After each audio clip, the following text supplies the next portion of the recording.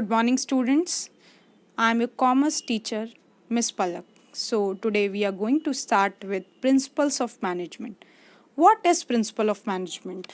Principle of management एक truth होता है जो एक्सप्लेन करता है रिलेशनशिप बिटवीन टू और मोर वेरिएबल्स अंडर गिवन सर्कमस्टांस। मतलब किसी के बीच में रिलेशनशिप या फिर कॉज और उनके इफेक्ट के बीच में जो रिलेशनशिप होता है उसे कहते हैं प्रिंसिपल्स ऑफ मैनेजमेंट। दो तरीके के प्रिंसिपल्स होते हैं, टेलर साइंटिफिक मैनेजमेंट और Fayol principles of management. So पहले हम लोग पढ़ेंगे principles of scientific management given by Taylor. सबसे पहला इसमें है science not a rule of thumb. Second, harmony not discord. Third, cooperation not individualism. Fourth, development of every person to his or her greatest efficiency and prosperity. पहला था science not a rule of thumb. इसका मतलब क्या होता है, कोई भी scientific principles science के बेसिस पे होना चाहिए, ना कि किसी अजम्पशन, ट्रायल या एरर के बीच बेस पे। साइंटिफिक मैनेजमेंट है, साइंस है, तो हमेशा ये एक साइंस स्टडी के बेस में होना चाहिए, साइंटिफिक स्टडी के बेस में होना चाहिए। सेकेंड है harmony not discord. Harmony not discord means there should be healthy cooperation. एक हेल्दी कॉपरेशन होना चाहिए एम्प्लॉयर और एम्प्लॉय के बीच में। इसका मतलब है मैनेजमेंट अपनी तरफ से पूरा प्रोडक्टिव होना चाहिए विद देयर एम्प्लॉय, और वर्कर्स या एम्प्लॉय भी अपने पार्ट की तरफ से पूरे डिसिप्लिन्ड और लॉयल्टी से वर्क करने चाहिए। थर्ड है कॉपरेशन नॉट इंडिविजुअलिज्म। इसका मतलब क्या होता है, इसका मतलब है कि मैनेजमेंट एक ओपन माइंडेड होना चाहिए, ताकि कोई भी सजेशंस अगर उनके एम्प्लॉयज़ देते हैं उन्हें, तो उन्हें हमेशा वेलकम करना चाहिए, ताकि न्यू सजेशंस आएँ, न्यू इनिशिएटिव ले वर्कर्स और अच्छे तरीके से वर्क करें। फोर्थ है development of worker to their greatest efficiency and prosperity. It means workers जो कि बेस होते हैं कोई भी ऑर्गेनाइजेशन का, तो जो भी वर्कर्स हैं उनको सही तरीके से वर्क करवाया जाए, उनको ट्रेनिंग की जाए, उनका सही तरीके से रिक्रूटमेंट हो, साइंटिफिक प्रोसेस से उन्हें बताया जाए वो, ताकि सबसे ज़्यादा आउटपुट निकालें, आउटपुट बने कोई भी organisation.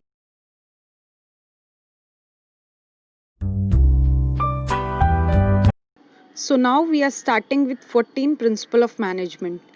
First one is division of work.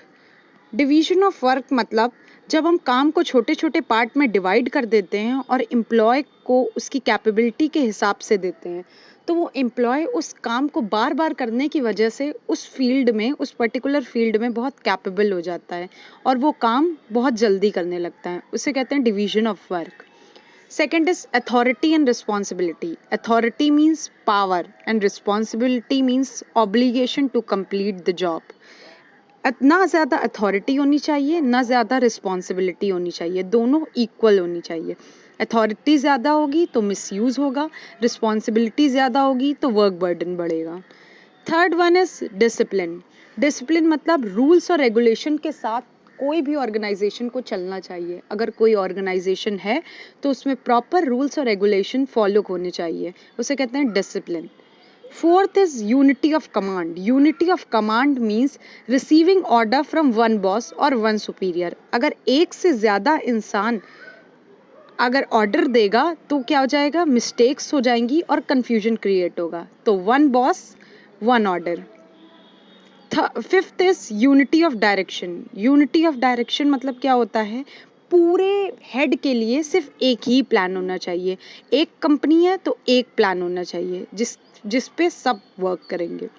Sixth is subordination of individual interest to general interest. इसका मतलब ऑर्गेनाइजेशन को ज़्यादा इम्पोर्टेंट देनी चाहिए ऑर्गेनाइजेशन के गोल्स पे बजाय उनके पर्सनल गोल्स पे। जब उनके ऑर्गेनाइजेशन के गोल्स कंप्लीट हो जाएंगे तो पर्सनल गोल्स अपने आप कंप्लीट होने लगेंगे। Remuneration of person. Remuneration of personnel means जब रेम्यूनरेशन पे करेंगे हम लोग बाकी कंपनीज के रेम्यूनरेशन के हिसाब से, इसका मतलब है हम लोगों को फेयर सैलरी देनी चाहिए कोई भी एम्प्लॉय को, ताकि वो एक अपना लिविंग स्टैंडर्ड जी सके। 8th है सेंट्रलाइजेशन एंड डिसेंट्रलाइजेशन। सेंट्रलाइजेशन मतलब जब पावर कुछ लोगों के हैंड में हो, मतलब टॉप मैनेजमेंट रूल करेगा, जो बोलेगा वही लोअर लेवल और मिडिल लेवल को करना होगा। डिसेंट्रलाइजेशन मतलब जब लोअर लेवल और मिडिल लेवल के पास भी पावर है, उन्हें जो चाहिए वो वैसे काम करेंगे, उन्हें जो करना है वो अपने हिसाब से काम करेंगे, उसे कहते हैं decentralisation. 9th is principle of scalar change.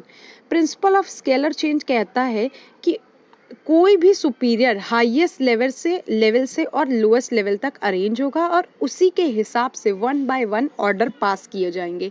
कोई भी बीच में नहीं निग्लेक्ट कर सकते हैं। अगर ऑर्डर ऊपर से स्टार्ट हो रहा है तो ऑर्डर नीचे तक आएगा। It means order will flow from top to bottom. 10th is principle of order. Principle of order क्या कहता है? सब जगह सारा सामान अपनी जगह पे हो। There should be proper place for everything and everyone in the organisation. सारा सामान और हर इंसान अपनी जगह पे प्लेस होना चाहिए। Unity of principle of equity. Principle of equity क्या कहता है? इक्विटी मीन्स इक्वल, सबको ये इक्वल होना चाहिए, चाहे वो फीमेल हो, चाहे वो मेल हो, चाहे वो sex, religion, caste, language, nationality, everyone should be treated equal in an organization. Now next is stability of tenure of personnel. इसका मतलब क्या है?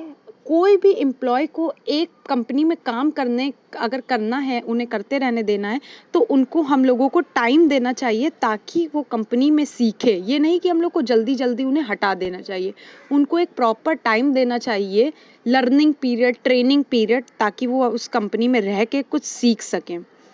स्पिरिट डिकॉर्प। स्पिरिट डिकॉर्प मतलब क्या होता है? Unity of strength. It means I को रिप्लेस करना है वी से।